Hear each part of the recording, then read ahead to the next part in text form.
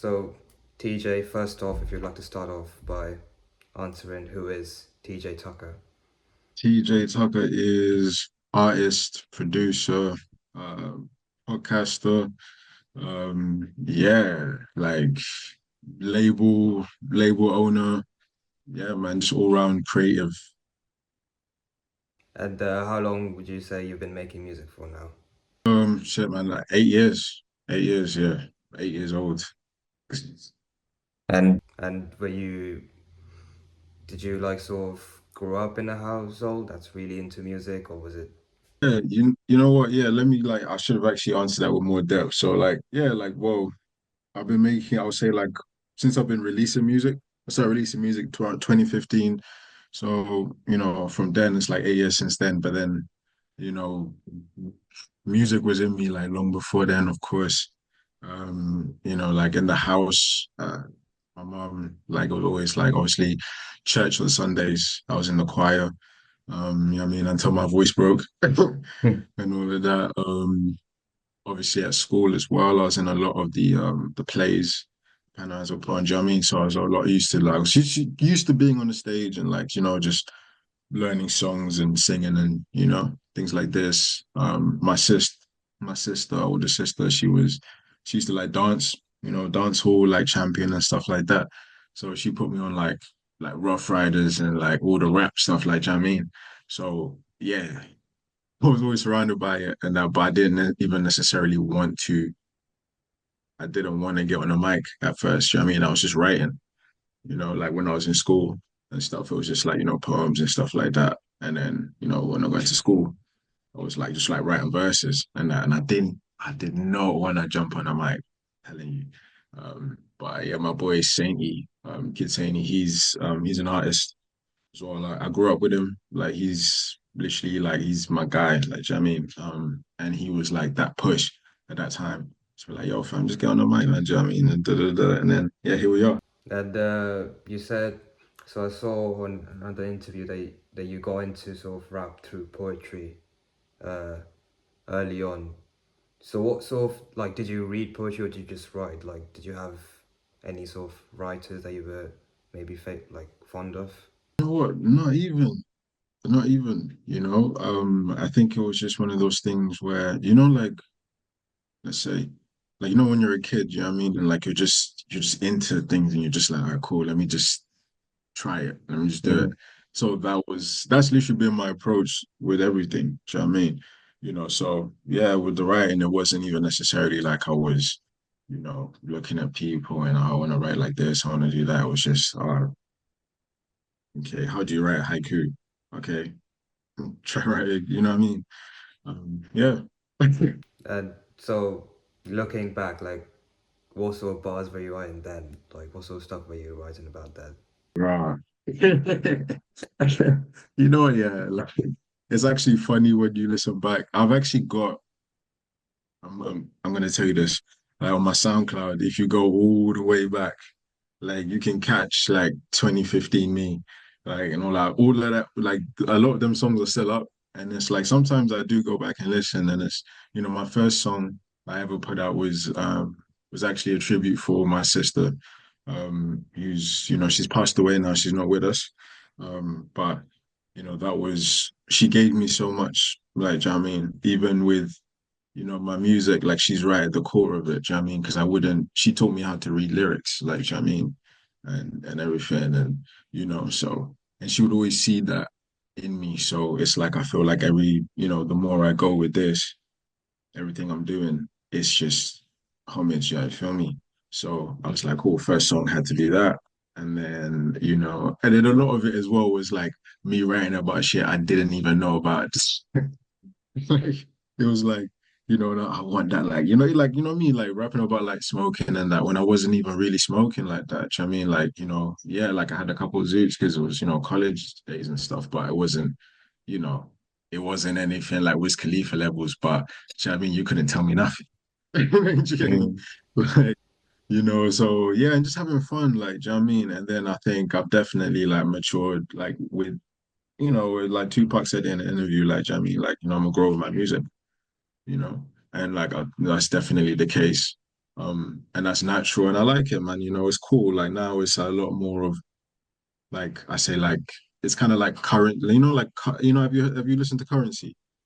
Yeah, I think so. Yeah. It's very like autobiographical. Like, do you know what I mean, they're just Mm. talking about what's happening, and what's going on. You know, not trying too hard. It is what it is, and you're still giving like it's like giving medicine with the sweet. So that's a lot of my writing now. It's a lot of like I take things from my experiences, lived experiences, or things I've seen, and I put it across. But it's always like in a way to maybe like give you something, like what I learned from it or what I took from it, and then with it across. Yeah. Uh, and so sonically, I mean, I would assume like since when you began 2015, like just fresh, you wouldn't really like know how to mix or master stuff like that. But how have you like learned throughout the years now? How's that been? With that, I really have to like so much respect has to be given to like my people, just like the people I've had around me, that have really been mentors and really good friends, like, Purcell Productions, that's Will, that's my guy, like met him in uni, when I was at uni, and I think he was like in his like last year and I was in my first, and I ended up he needed a rapper to go on like his like final project. Do you know what I mean? And like, word got about me, and then we met up and like, yeah, man, his beats were like heavy. And at the time I was looking for like, someone who produced because I was pulling beats off YouTube and just writing to those and that, do you know what I mean? But for me to learn, I need to actually see and do you know what I mean? So yeah, and like from the time I met him, like the guy is so serious about what he does. He comes from a band background as well, so he knows all, the instruments and the notation and stuff. And, with the beats, like, he wants to make the beats bang and, and he's like so good at like concept building. Like that's all the work I do with him. It's always like kind of like, we're trying to create something, like my Smoke Boys tape is what I made with him, and that's on SoundCloud, and that's a series that's gonna keep going on, So that really inspired me. So there's people like him, Josh's beats I met at the time, and he's amazing. It was like he really like kind of taught me how, you know, a different way to use my voice you know.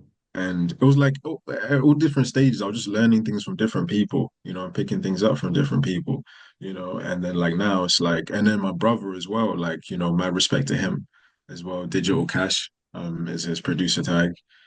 He like, bro, man, my man's 18, do you know what I mean? And like you know, with the production, it's crazy. A lot of my what's that like my catalog from like 2022. All of those are all his. You know what I mean? Those are his beats. And like, we just sit there and, he just, I love how he picked up. But the way he picked up is what then like gave me like more confidence to then actually start producing myself. Like, do you know what I mean? Because with him, it was like, when I went to uni and like, I came back, I think I came back on like Christmas and he was actually like, he had tried to make something and he was like, oh, I'm thinking about making beats. Da, da, da. And I was like, oh yeah, cool. Like, if you actually like, if you're serious about it, keep doing it. Do you know what I mean? And then, eventually like, who knows, I'll use it if it's actually like sick. Do you know what I mean? And then like went back to uni. Next time I came back, next holiday I came back, bro, my guy had like, and it was just obviously off the YouTube and like, in Discords and just picking things up off like others off the net and stuff. So yeah, man, watching like him progress with that, then, definitely I took some of that as well. Do you know what I mean? And yeah, so it's mad, just taking things from, so it's definitely the people around me that have influenced that, if I answered your question. No, of course. No, I'm really glad you went into depth with it. But yeah, with your brother, you guys have a label as well, Heroes Never Die. So what was that? How did that begin? How did that come about? So again, like, you can probably like tell now, like everything about me is very, it's like family oriented. Like, do you know what I mean? It's just, um So Heroes Never Die, again, inspired from my sister.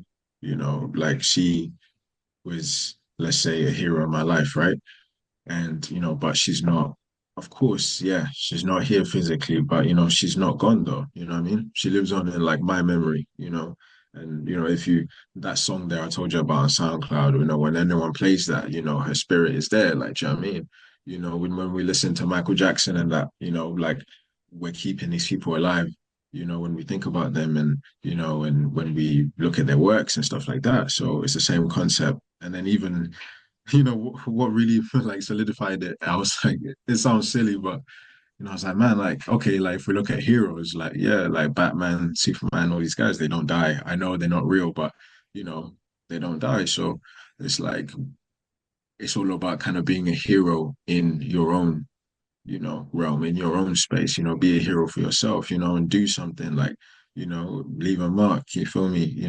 Be timeless, so that then fuels the music or any of the creative that we do. Is like anything I'm on, like it's not it's not no trend stuff or anything like that, it's just like, yeah, now let's make something timeless. Do you know what I mean? I want to listen to this like in 2 years and still be feeling it, 5 years still be feeling it, 10 still be feeling it.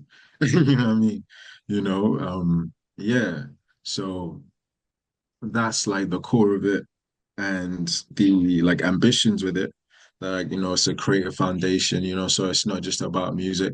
My interests like go far and wide, like, you know what I mean? And I'm always like, something. So it's like, whether it's, producing, making it, like I produce podcasts, as well. So like that, that's a, let's say, octopus arm, and then we go to like, goes to acting or like voice acting, do you know what I mean? And, it, eventually all these other places, animation, there's all these things, so it's like very like courteous not to just box it into. That's why I don't say it's a record label or anything. It's a creative foundation. You know what I mean? I'm always doing all my projects. They're all like kind of multi-discipline, like cross-discipline. Like, do you know what I mean? Like working with artists. Like the merch I'm wearing right now. It's for the new tape that's coming out, Sin Mm-hmm. Sincerity. You know me, and like the design, I did that with like my partner Moby Slick. So they're an artist, a digital artist. So it's all things like that. So it's not just music. It's you know, so it's very important for me to like just make that claim, and then after that, it's all about just autonomy as well, like being independent. Running this thing ourselves, like being hands in, like 10 toes down, literally, And I was really like, obviously, I was inspired by like Nipsey Hussle, like his, his grind and how he did, like how he does things, Currency, how he does things. La Russell is very, you know, like, what I mean, like lemonade stand, brick and mortar thing. Like this is the shop. You come here and you get this, So, and I love that, very like just authentic. You feel me? So, yeah. Mm-hmm. So yeah, man, and then obviously like as it grows, independent label, and that's what we do. So all my music comes out through HND, Heroes Never Die. Eventually we'll have like we putting on shows and like nights and stuff like that. But yeah, right now it's just releasing. Just focus on getting the songs out right now. Like you were doing it all independently, sort of like you still do, but how like just on your own, going off to uni, still working on your craft. How was that like? That was, yo, yeah. Woo, psycho. That was a lot, man. It was like it's just with anything, like, do you know what I mean? It's like even now, like with you, with Orcaive, right? Like, you're like, what are you in uni right now? Yeah, yeah. It's literally like, that hustle, like, do you know what I mean? If it's something you want to do, and like, you find the time, you make the time, even if the time's not there, you make the time, you know what I mean? And like, and it's funny, like my main motivation for going uni really was I saw the studios, and I'm like, well, I won't have to pay. Well, I am paying, obviously, in some way, but like the studios are there. All access, let's go. Like, do you know what I mean? I can really like, and I'm learning as well. I'm figuring the craft out. I'm meeting people, making the connections.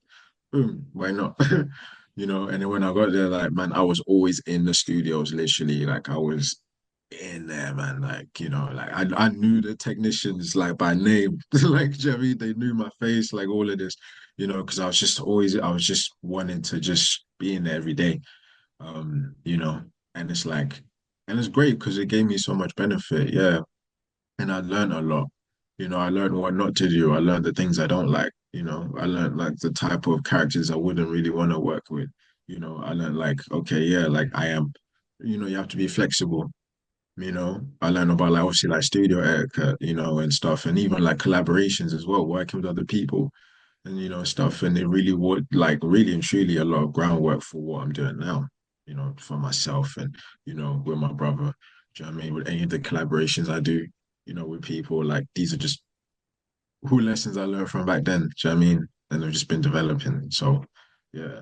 At the same time it was a lot and it was a lot of stress, and stuff. Cause yeah, like, like sometimes where you want to be in your head, you're so far ahead in your head in it, but then physically right here, you're just here. Do you know what I mean? So that would gripe me quite a bit, just having that patience. I wasn't a patient one. Feel me? I had to really learn that. That was the most annoying thing I think about, you know, like doing this and then being in uni and being a student and then doing all of that. But yeah, it's the same thing now. Like I'm working and I'm doing this, and it's like when I'm there, I'm like, bro, like, when I'm in the office, I'm thinking about like, a beat or, an email or something, or like, so it's just same thing. So do you so are you like working in this music part time or what? Yeah, like I'll say like I'd say music is my full time, and then the work is my part time. Even though it's a full time job. I mean, like that's being used to fund this, and and like, even like again, I think what helped me get through uni is the same thing that's helped me get through like let's say like work and everything, is that I had to find what about uni was going to benefit me. Like, do you know what I mean, I had to like really find like, even in the modules and stuff like that, like, what about this fucking lesson is really gonna like, just excite me and just go for that. If nothing else, just go for that. Do you know what I mean? So again, like in work, it's the same thing, So then I don't feel like because it's nice to have the break, what I mean, and not just be honest all the time, but then but at the same time that's so much fuel, it's like you're taking my time away that I could be doing this. Mhm. I'm going to go even harder when I have the time to do this, so then I don't have to do that no more. So yeah. And so hopefully do you think in a couple of years music could be full time for you? Like actual full time? Oh, a couple of months, fam, Oh yeah. days. So you said like funding's obviously when you're doing it on your own, the funds you like obviously need to work and get it. But what other sort of things can be sort of a bother to you apart from the money to put into the music? Mhm. I think um I think time as well. Time is definitely, something, like we can't control it or anything, sometimes, you're, you're inspired or whatever and it's just there. But then other times you're not, but like, and you want to just do something, but then it's like you just feel like you're forcing it out and it's, and then that, you know what I mean? Like it's emotionally, then it gets taxing.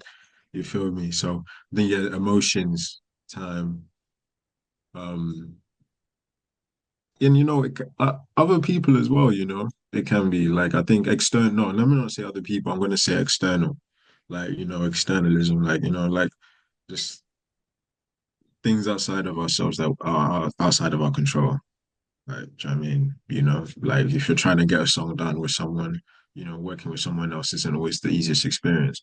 Do you know what I mean? Because you have to deal with like obviously their time and what's going on with them and stuff. So it's like you may not get things done the way you want them, but what can you do?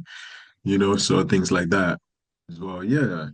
But these are all like manageable things, you know? I think that's the key thing. And you've performed live quite a lot recently as well. Um, and so, how would you say that's been like? Are you more of a performer, or would you just rather people listen on stream? Oh, nah, come to the show, man. Like, you know what I mean? It comes alive. Like, literally, like, it's that's the best part. Like, performing is 110 toes down the best part about making music for me, because you see the people that are listening, you know, and then it's mad as well when you're testing out new music.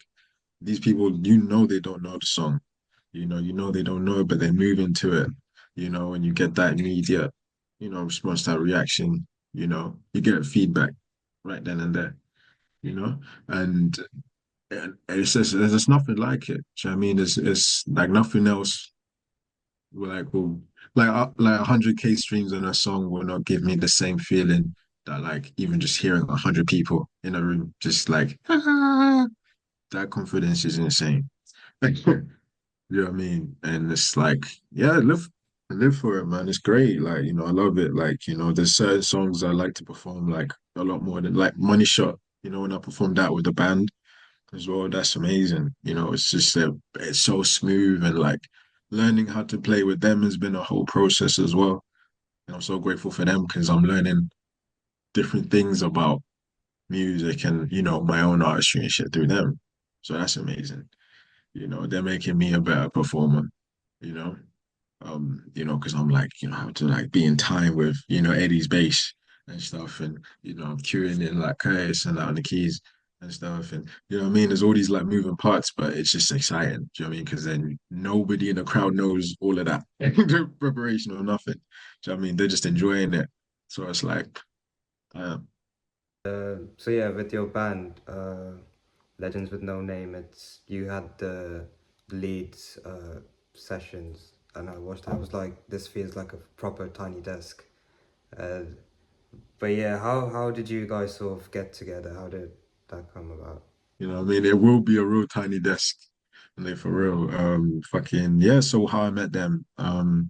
So really all through two people. So there's Tone Central, and Ash Florian, who is in the band. He does like the drum programming in the band, and he was like Ash is like he's always in the studio session. Like, do you know what I mean? Like you'll call him and he won't be doing anything, and then like 10 minutes later, he'll be like, "Oh yeah, nah, I'm in the studio," or got a session with someone we see on Instagram or something. Do you know what I mean? He's very like connected with like just artists in general. So he just knew like he was like, "Oh, what, you need a bassist? Yeah, I know someone." Yeah. Yeah, yeah, I live with Eddie. Yeah, like and it's funny, like the way I met them was all organic though. Like, so, I met Ash through Tone. Tone Central I've known like the longest. And then yeah, I met Ash, and then Ash started, and Tone Central was DJing for me, like when I was like playing like in London and stuff. And then Ash started DJing for me when TC moved down south. And then Curtis Samuel, who's on the keys. I met him around about the same time I met Town Central, but we never really did anything. I would just like see him about and stuff, and see him at gigs and everything. And also, it's like, yeah, no, man, we should do something. We should do something. But you know, and then, but I always knew he was dope at keys, so I was like, yeah, no, I definitely know I need to work for him. Um, but yeah, and the way that came together actually was because we were playing Salamango Jazz Festival like last year, and it was me, Ash, but I was like, we can do something else, man. We can add something to this. Like, I've always wanted to work with live instruments. So like, man, let's like, let's try something. Who do we know? So then that's how I got in touch with Curtis, where I was like, yo, I've got a couple of songs where, I can take that the key line out, you can play that. Do you know what I mean? And that was the first like iteration, let's say, of the band, you know what I mean? It was just like, us three. And then after that, it was like there was a gig I supported Odyssey, who's an artist from the States. He was on tour. And like yeah, we supported him at Belgrave, which was incredible. That was my first time playing Belgrave. as well. First time supporting someone from America as well. So it's like cool seeing, his process and how he did things. And that's where we hooked up with Eddie, and we had saxophonist as well, Mickey. But he only played about like I think 2 gigs with us. Um, yeah, man. And Eddie was cool. Eddie lives with Ash. So that was an easy like link up. Like Jermaine was just like, oh yeah, like I play bass, like, let's go, I can learn. I was just like my thing where I always ask them, the first question is like, how are you with learning songs? Like can you just learn it like, and it's like, yeah, no, it's sweet. And it's so dude, honestly, like this is no hyperbole. Yeah, these guys are sick. Like, do you know what I mean? Like I, the reason why I asked him, like, are you good with learning the songs? Because it's like, I'm like, how the fuck can you just learn them that quick? You know what I mean? But they're so great, man, and they're so good at just like improvising and, just going off the fly off each other and stuff. So like Eddie, was dope with that. And I met him after a gig. I think I met him after a gig and that, and like, in backstage and that, and then that's how that relationship sparked up. And then Luna, I met him in a session that Ash was having. So Ash was having a session where Luna's the guitarist. He was having a session with him and his boy, and then I came through, and then I was hearing this guy play, and I was like, "Yo, what? Like, yo, what's going on, bro? Like, what is this?" He plays like Latin guitar, and he's just man, like insane. Like he just goes, like, do you know what I mean? And he's just in the music. Um, and yeah, man, I was like, bro, listen, man, putting together like like a band. I got a little setup going on. You gotta come through to a rehearsal or something. Do you know what I mean? And he's always been so cool, man, gangster. Do you know what I mean? And then that's basically everyone together. We still need to add some more. We're actually I'm gonna be like, adding a drummer as well, like, coming up. So that's exciting, and like playing Clarence Park with them as well, like this year was incredible, man. Like that was just wow. And coming back to your music, so phase one, you dropped that quite recently off of Sin and Sincerity. Uh, so yeah, just tell us about the EP. What's it gonna? How's the vibes? And the vibes are central. The vibes are like introspective. They're cozy, they're exciting. They're um, you know, interesting. Like it's just music it's cuffing season music. You feel me? But not in the conventional sense. It's not like not every song is making love. It's more like so like it's just this is a relationship, from start to finish. The first song on the EP, phase one, is literally phase one. Do you know what I mean?